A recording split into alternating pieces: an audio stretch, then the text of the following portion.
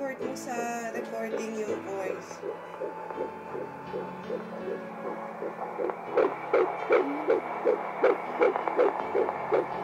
Yan na yun, Dok.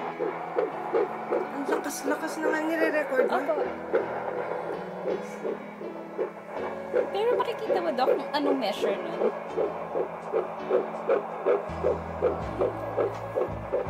Si Daddy natutuwa, oh. Ayan, ang lakas-lakas.